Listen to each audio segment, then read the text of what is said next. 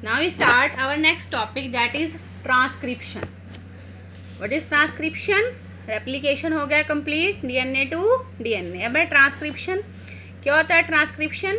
DNA से mRNA की synthesis, that is called as transcription. अब तक तो डीएनए से डीएनए बना, ठीक है. The process of copying genetic information from one strand of the DNA into RNA is termed as transcription. Genetic information को कॉपी करना from one strand of DNA से आरएनए, उसको कहेंगे transcription. Here also the principle of complementarity. दोनों जो strands हैं DNA की complementary हैं एक दूसरे के. अगर हमें एक स्ट्रैंड के बेसिस का पता है, हम दूसरे स्ट्रैंड्स के बेसिस को फाइंड आउट कर सकते हैं. So the principle of complementarity governs करता है प्रोसेस ऑफ ट्रांसक्रिप्शन को. और इसमें क्या डिफरेंस आ जाता है? अब डीएनए से डीएनए बन रहा है तो बेसिस, शुगर सब कुछ सेम है. अब डीएनए से आरएनए, यहाँ पर क्या आ जाता है? जो ए की बाइंडिंग किसके साथ होती थी? जो बेस पेयर था थायमिन के साथ, ठीक है. अब यहाँ पर क्या आ जाएगा? यहाँ पर थायमिन की जगह क्या आ जाएगा? यूरेसिल आ जाएगा, ठीक है. यहाँ पर अब तक क्या था? थायमिन था, और यहाँ पर अब क्या आ जाएगा? यूरेसिल आ जाएगा. The adenosine now forms base pair with uracil instead of thymine, ठीक है. Unlike in the process of replication में जब एक बार सेट हो गया, ठीक है, धीरे धीरे वो जो स्ट्रैंड्स हैं वो खुलती जाएंगी, रेप्लिकेशन फोक बनती जाएगी, और जो डीएनए है वो डुप्लीकेट हो जाएगा, ठीक है. ट्रांसक्रिप्शन में only A segment of DNA. Transcription में क्या होगा? एक segment of DNA and only one of the strands. और दोनों स्ट्रैंड्स थी, सिर्फ एक स्ट्रैंड कॉपी होगी आरएनए में, ठीक है. This necessitates defining the boundaries. ये हमें कुछ बाउंड्रीज, कुछ लिमिट्स हैं, उस रीज़न की हमें बता रहा है कि जो स्ट्रैंड है डीएनए की, किसको कॉपी करना है, किसको आरएनए में चेंज होना है. क्यों नहीं हो सकती? अब ये क्वेश्चन अराइज होता है, why both the strands are not copy during transcription. तो इसके लिए फर्स्ट आंसर है, इफ बोथ द स्ट्रैंड्स, अगर डीएनए की दोनों स्ट्रैंड्स टेम्पलेट का काम करेंगी तो वो आरएनए मॉलिक्यूल दोनों को कोड करेगा, दोनों स्ट्रैंड्स कोड करेंगी. अलग अलग सीक्वेंस हो जाएंगे दोनों के. अलग अलग सीक्वेंस होंगे तो जेनेटिक कोड अलग होगा. कोड अलग होगा तो प्रोटीन्स अलग बनेंगे, एमिनो एसिड्स अलग बनेंगे, तो क्या होंगे? डिफरेंट हो जाएंगे. सो जो एक यूनिफॉर्मिटी थी वो क्या हो जाएगी? चेंज हो जाएगी, ठीक है. So one segment of the DNA, एक जो सेगमेंट है डीएनए का वो अलग अलग डिफरेंट प्रोटीन्स को कोड करेगा. और ये जो जेनेटिक इंफॉर्मेशन की जो मशीनरी है, ट्रांसफ़र मशीनरी, वो कॉम्प्लिकेट हो जाएगी. ओके. सेकेंड रीज़न क्या है? द टू आरएनए मोलिक्यूल्स, अगर दोनों स्ट्रैंड्स पे दो आरएनए मोलिक्यूल्स प्रोड्यूस्ड हुए, they would be complementary to each other, complementary होंगे. तो यहाँ पर क्या बन जाएगा? डबल स्ट्रैंडेड आरएनए, ठीक है. और ये प्रिवेंट करेगा आरएनए को. आगे आरएनए ने क्या करना है? आरएनए से क्या बनना है? प्रोटीन्स बनने हैं, ट्रांसलेशन होना है. सो जो आरएनए है वो ट्रांसलेट नहीं हो पाएगा प्रोटीन में, और जो ट्रांसक्रिप्शन हुई है वो क्या हो जाएगी? एक वेस्ट हो जाएगी, वो फंक्शनल नहीं होगी. एक तरह से जो सारी प्रोसेस है वो कॉम्प्लिकेट हो जाएगी. Okay. So that's why the both strands are not copied during transcription. Now we start transcription, that is transcription unit. Transcription unit जो है डीएनए में, इट इसको हम डिफाइन करेंगे by the three reasons in the DNA. That is a promoter. First reason is a promoter. Second the structural gene, and third one a terminator. Promoter, the structural gene and the terminator. Okay. अब इसको हम study करेंगे, और इस video को आप बेटा many times watch करोगे, इसको देखोगे अच्छे से तो आपको क्लियर होगा. अदरवाइज तो आप इसमें अच्छे से आप इसको लर्न नहीं कर पाओगे. There is a convention in defining the two strands of the DNA. जो दो स्ट्रैंड्स हैं डीएनए की, उनको हम डिफाइन करेंगे ऑफ ए ट्रांसक्रिप्शन यूनिट. अब जो दोनों स्ट्रैंड्स हैं, दोनों की अपोजिट पोलैरिटी होती है, एक 5' to 3' और दूसरी क्या होगी? 3' to 5'.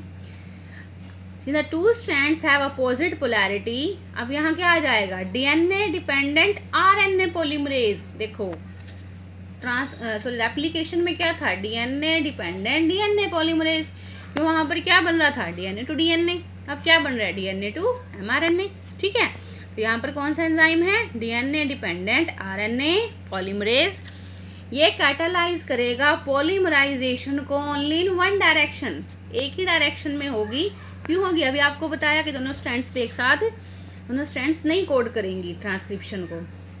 That is DNA dependent RNA polymerase catalyse करेगा polymerization in only one direction, that is 5' to 3' strand that has the polarity 3' to 5'. It act as a template.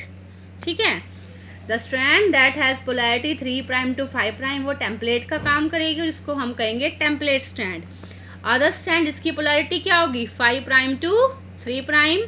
और जो सीक्वेंस है इसमें आरएनए में क्या सीक्वेंस है, यहाँ पर क्या आ जाएगा, थायमिन की जगह पर यूरेसिल आ जाएगा। जब भी आपके पास कोई ऐसा सीक्वेंस ये आ जाता है क्वेश्चन में कि डीएनए पे ये हैं, इसके अपोजिट एमआरएनए पे कौन से सीक्वेंस होंगे, वो यही देखना चाहते हैं कि आप डीएनए टू डीएनए में क्या कर रहे हो, DNA to mRNA, DNA to DNA same रहेंगे, बस अपोजिट हो जाएगा A to T, T to A. ठीक है, लेकिन यहाँ पर क्या होगा, थायमिन की जगह पर क्या आ जाएगा, यूरेसिल आ जाएगा।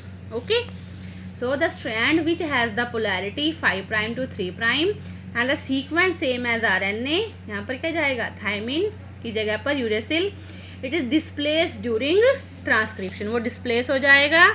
स्ट्रैंड यहाँ पर क्या है, दिस स्ट्रैंड जो किसी भी चीज़ को कोड नहीं करती, the strand which does not code for anything is called as coding strand.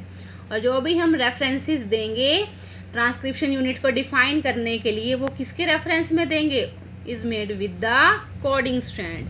इसको एक्सप्लेन करने के लिए सीक्वेंस दिया हुआ है, ये टेम्पलेट स्ट्रैंड है और इसकी अपोजिट क्या होगी, coding strand. A T T A G C C G T A, ये टेम्पलेट क्योंकि ये किसकी हैं, अभी डीएनए की हैं। अब ये है शिमेटिक स्ट्रक्चर ऑफ ट्रांसक्रिप्शन यूनिट। इसका डायग्राम जो ये है आपको प्रॉपर आना चाहिए, बहुत बार इसके ऊपर क्वेश्चन आता है।